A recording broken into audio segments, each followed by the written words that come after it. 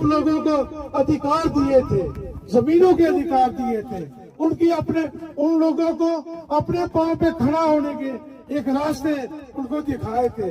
अफसोस के साथ कहना पड़ता है कि वो जो लोग हमें मजहब और बरादरियों के नाम पर, इलाका के नाम पर हमें तकसीम करना चाहते हैं। हमने 40 साल से गलती कर दी, अब गलती नहीं करेंगे। MLA 4 उनके चुनने हैं, लेकिन आगे जो इलेक्शन आनी है, DDC की आनी है, पंचायतों की आनी है, उसमें नेशनल कॉन्फ्रेंस का जो है नुमाइंदा चुनकर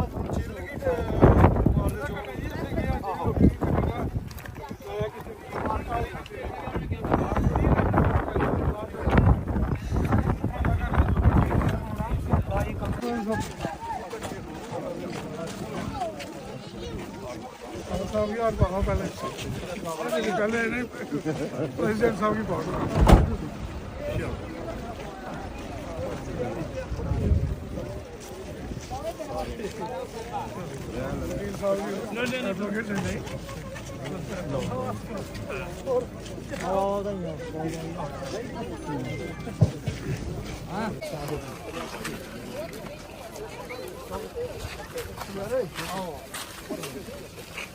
तो मैं गुजारिश करूंगा गुलजार से, जो यूथ के ब्लॉक प्रेसिडेंट है, कि वर्मा साहब का पगड़ी पहना कर स्वागत करें।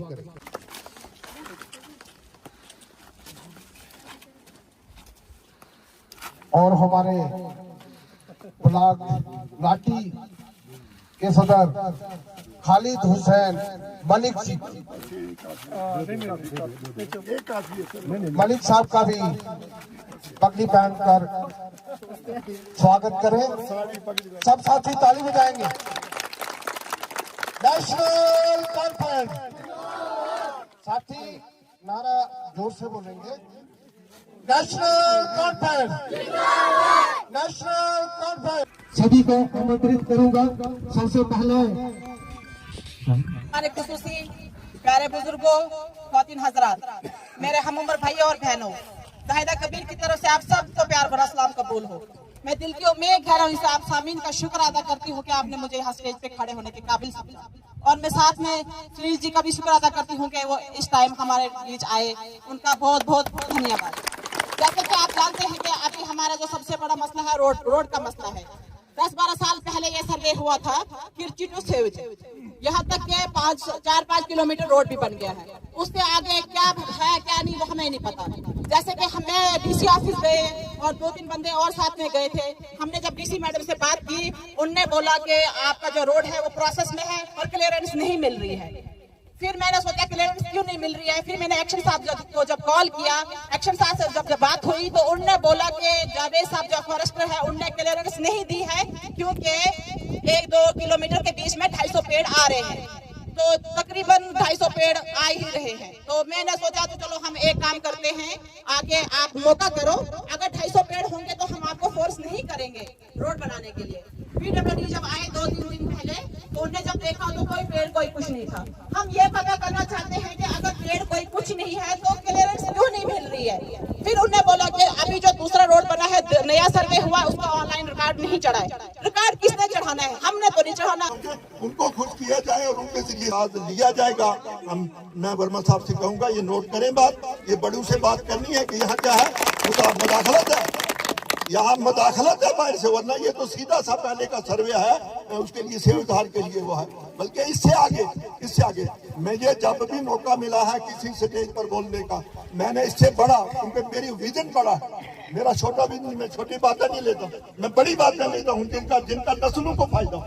मेरा कई सालों से ये विजन है कि यहाँ से भद्रवाह के लिए टनल निकलना चाहिए। टूटू भद्रवाह टनल मैंने कई स्टेज पर, टनल निकलेगा, भद्रवाह में यूनिवर्सिटी है, क्या होगा, हमारे जम्मू में टूरिज्म को बढ़ावा देने के लिए इतने बेहतरीन मकामात हैं।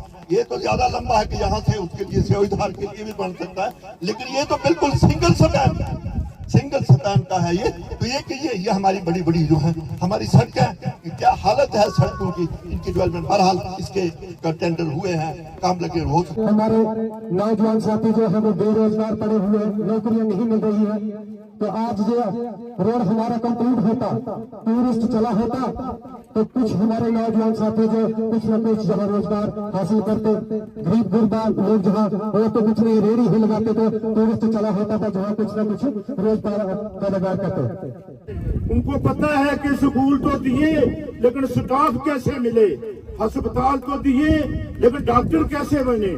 ये बिजली और पानी के मसाइल मेरे और आपके हर इलाके में, देहात में, शहर में जो हमें नजर आ रहे हैं, इनका उजाला करने के लिए मोहतरम उमर अब्दुल्ला साहब की सरकार, उनकी जेर क़यादत आगे बढ़ रही है कि ये उजाला किया जाए। लेकिन मोहतरम दोस्तों बुजुर्गों, अभी बात हुई कि 10 साल जो इक़्तिदार था वो राष्ट्रपति राज रहा, गवर्नरी राज रहा और हमारे हकूक की हक तलफियां हुई। अब जम्मू कश्मीर के अवाम ने ये फैसला लिया कि दोबारा नेशनल कॉन्फ्रेंस को इक़्तिदार में लाया और उनकी सरपरस्ती में आज ये देखा जा रहा। उसी की निस्बत पर हमारे डिस्ट्रिक्ट के प्रेसिडेंट मोहतरम जनाब वर्मा साहब मेरे और आपके बीच में आए हैं, पूरी टीम लेकर आए हैं ये मसाइल सुनने के लिए कि स्कूल खाली कहाँ, सड़कें कच्ची कहाँ, बढ़नी कहाँ है और कहाँ बढ़ रही है, लोगों के हक क्या है, अस्पताल में डॉक्टर कहाँ है भी या नहीं। हमारे बहुत सारे नेशनल कॉन्फ्रेंस के पुराने साथी हैं। दोस्तों, हिम्मत मत हारो, ये लाल झंडा ये हर आज पूरे उधमपुर के अंदर ये इतिहास बनाने जा रही है। हम जानते हैं जहाँ जहाँ भी किए हैं, लोग महसूस कर रहे हैं कि हमने 40 साल से गलती कर दी, अब गलती नहीं करेंगे। MLA 4 उनके चुन लिए हैं, लेकिन आगे जो इलेक्शन आनी है, DDC की आनी है, पंचायतों की आनी है, उसमें नेशनल कॉन्फ्रेंस का जो है नुमाइंदा चुनकर आप जो है उस MLA की कमी को दूर करेंगे। फिर हम देखेंगे कि ये नेशनल कॉन्फ्रेंस के जीते हुए जो लीडर है वो ज्यादा विकास करते हैं या MLA विकास करते हैं। विकास तो रोजगार से जुड़ा होना चाहिए। जहाँ नौकरी का मसला भी है, जहाँ डेवलपमेंट का भी मसला है, जहाँ एजुकेशन का मसला भी है, रोड का भी है, ये सारे मसले हमारी डिस्ट्रिक्ट पार्टी ने सुने हैं। मैं ज्यादा समय नहीं लूंगा, इतनी गुजारिश करूंगा कि जिस आज डिस्ट्रिक्ट उधमपुर के अंदर जनाब सुनील वर्मा की दस्ता में हमें काम करने का मौका मिला। हम एक छोटे से वर्कर हैं और जब से इनके साथ जुड़े हैं और इनके जो विचार हैं, इनके जो ख्यालात हैं, गरीबों के लिए दर्द है। वो जानते हैं कि गरीब का दर्द क्या है और ये भी जानते हैं कि गरीब का दर्द कैसे दूर है। रियासत जम्मू कश्मीर में जिस ढंग से लोगों ने नेशनल कॉन्फ्रेंस की जमात को अपना इत्मीनान दिया, अपना एक भरोसा उन पर जाहिर किया, तो मैं जम्मू कश्मीर की आवाम को दिल की गहराइयों से उनका शुक्रिया अदा भी करना चाहता हूँ और उन्हें सल्यूट भी करना चाहता हूँ। साथियों, मैं आपको ये कहना चाहता हूँ कि वो लोग वो जो दूर से हम लोगों को बांटना चाहते हैं, उन लोगों ने हमारी रियासत जम्मू कश्मीर की धरती को, जो हमारे महाराज हरि सिंह ने अंग्रेजों से इस धरती को खरीदा था, जिस धरती पर शेर कश्मीर शेख मोहम्मद अब्दुल्ला साहब ने गरीब लोगों की नुमाइंदगी की थी, गरीब लोगों को अधिकार दिए थे, जमीनों के अधिकार दिए थे, उन लोगों को अपने पांव पे खड़ा होने के एक रास्ते उनको दिखाए थे।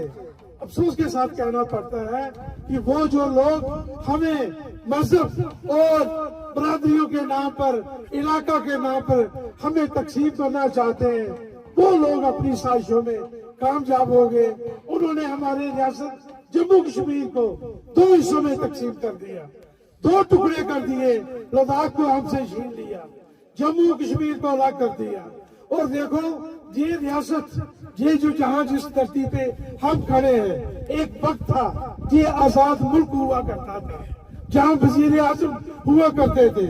हमारा दर्जा वजीर आजम का इस मुल्क का हमसे छीना गया, रियासत में तकसीम किया गया। और आज हालात ये हैं कि रियासत को भी हमसे छीन कर झूठी में तब्दील कर दिया गया। और लोगों के साथ जो जुल्म, जो अत्याचार इस सरकार ने किए वो सब आपके सामने है। आज यहाँ आने का मकसद ये कोई तकरीरें करना नहीं है। आज यहाँ आने का मकसद बाइज और बाइज ये है कि आप लोगों से मिलना है। जो जम्मू कश्मीर को जिन लोगों ने बांटा, उन्होंने हमारा ये दर्जा हमसे छीन लिया है। लेकिन मैं आपको मुबारक की एक बात बताऊं कि जितने भी मुतालबात आप लोगों ने जहां रखे वो हमारे इख्तियार में है। उसमें हमें ड्यूटी में है या स्टेटहुड हमें पता नहीं कब मिलेगी, लेकिन ड्यूटी में रहते हुए भी हमारे जो वजीर आला है जनाब उमरुल्लाह साहब, मैं इस बात की आपको गारंटी देता हूँ कि जितने भी काम ये हमने जो लिखे हैं, जहाँ पे एक एक बात मैं आपको बताना चाहता हूँ कि ये उस अल्लाह ताला ने चाहा, उस परम पिता परमेश्वर ने चाहा तो ये बहुत जल्द ये आपके काम इसकी गारंटी मैं नेशनल कॉन्फ्रेंस का छोटा सा सिपाही हूँ, मैं आपको जिसकी बात की गारंटी दिलवाता हूँ कि कुछ महीनों में नहीं, कुछ दिनों के अंदर इन कामों का एक सिलसिला जो है वो जारी हो जाएगा। आज हम जहाँ आए हैं, मुझे मेरे कायद, मेरे लीडर कायदे सानी डॉक्टर फारूक साहब ने कहा कि आप दूर दराज जो इलाका जात है वहाँ जाओ और लोगों की मुश्किलों को सुनो। आज मैं ईमानदारी से आपको ये कहना चाहता हूँ कि जितनी भी बातें आपने कही कि पहले जो कीर्ति से जो सियोजदार जो रोड का मसला है, जो 5-6 किलोमीटर का, ये मंजूर साहब है आपके जहाँ के ही, ये 3-4 दिन पहले भी मेरे पास वो कागजात लेकर आए थे। मैंने उसी वक्त इनके सामने उसको जो एक्शन है उसको फोन किया इनके सामने।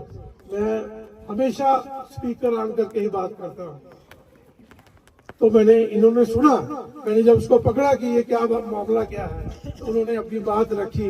फिर उन्होंने कहा कि ये फॉरेस्ट की कुछ दिक्कत आ रही है।